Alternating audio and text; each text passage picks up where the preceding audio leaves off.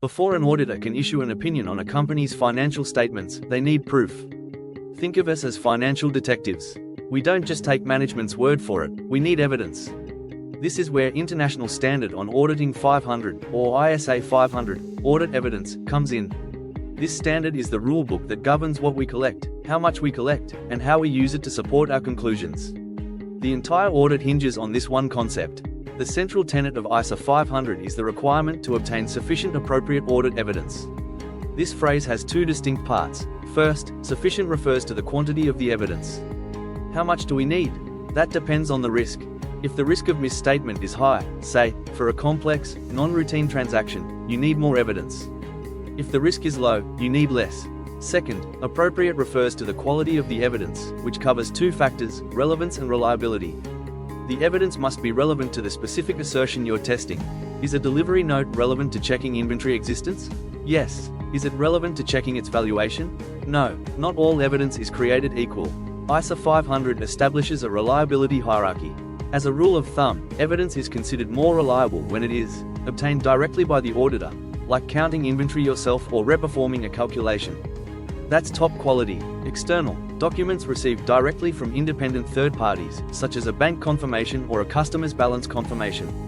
Written versus oral. Written evidence is generally better than just asking management a question. Always seek the most reliable evidence available to support your opinion. To gather this evidence, ISA 500 requires auditors to use specific procedures. There are 7 primary types: inspection, examining records, documents, or tangible assets, like inspecting a deed for property ownership. Observation, watching a procedure being performed, such as observing the client's physical inventory count. External confirmation, directly asking third parties for information, like confirming a loan balance with a bank. Recalculation and reperformance, checking the client's math or independently executing a client's control procedure. Analytical procedures, looking at relationships and trends, like comparing this year's gross profit margin to last year's. Inquiry, asking questions of client personnel. Using a combination of these procedures is how the auditor builds a complete picture. A final crucial point in ISA 500 involves the work of a management's expert. If the client uses an expert for complex valuations, say, appraising complex financial derivatives, the auditor can't blindly trust their findings. The auditor must assess 3 things: the expert's competence and objectivity, and the appropriateness of their work as audit evidence.